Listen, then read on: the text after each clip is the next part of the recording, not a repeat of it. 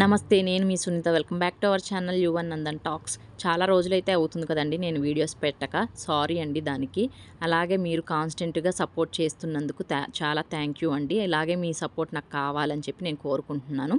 ఈరోజైతే summer special మ్యాంగోతో cake తయారు చేస్తున్నానండి. నో మైదా, నో ఓవెన్ ఏమీ లేకుండా అయితే చేస్తున్నానండి. దానికోసం ఫస్ట్ ఒక మిక్సీ జార్ తీసుకొని ఒక బౌల్ సూజీ రవ్వ తీసుకుంటున్నాను. అదే బొంబాయి రవ్వ అండి. అందులోకి హాఫ్ కప్పు పంచదార వేసుకున్నాను. మీకు కావాలి అంటే ఇంకొంచెం ఎక్కువ వేసుకోవచ్చు.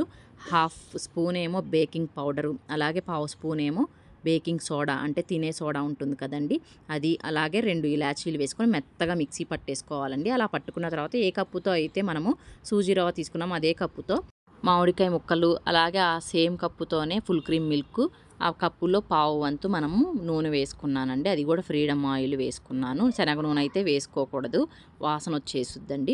బటర్ ఉంటే బటర్ అయినా వేసుకోవచ్చు. వీటిలన్నింటినీ కలిపి ఒకటే డైరెక్షన్లో మనం మిక్సీ అయితే చేసుకోవాలి. నేను చూపించిన కన్సిస్టెన్సీలో అయితే చక్కగా ప్లఫీగా వస్తుందండి. ఇప్పుడు దాన్ని అంతా మనం ఒక మౌల్డింగ్లో వేసేసుకోవాలండి. కేక్ మౌల్డ్ ఉంటుంది కదా, అందులోకి ఆయిల్ రాసేసి కొంచెం డస్టింగ్ అయితే చేసుకున్నాను. ఆ డస్టింగ్ కూడా నేను మైదా అనేది వాడలేదండి. రాగి పిండి ఉంది నా దగ్గర, ఆ రాగి పిండితోనే డస్టింగ్ చేసుకున్నాను. మనం మిక్సీ పట్టుకున్న దాన్ని నేను సగం అయితే వేసుకున్నాను. ఆ ట్రేలోకి ట్యాప్ చేసుకోవాలండి. మనకి బబుల్స్ ఏమీ లేకుండా, ఎయిర్ బబుల్స్ ఏమీ లేకుండా ఫిల్ అవ్వడానికి ట్యాప్ చేసేసుకొని మన దగ్గర ఉన్న డ్రై ఫ్రూట్స్ అన్నిటినీ ఇలాగైతే మీకు ఇష్టమైతే వేసుకోవచ్చు, లేకపోతే స్కిప్ చేసేయచ్చు. అలాగే మిగతా సగాన్ని కూడా నేనైతే ఇలాగ వేసేసుకొని మళ్ళీ సేమ్ డ్రై ఫ్రూట్స్తో అయితే పైన డెకరేషన్ చేసేసుకుంటున్నానండి.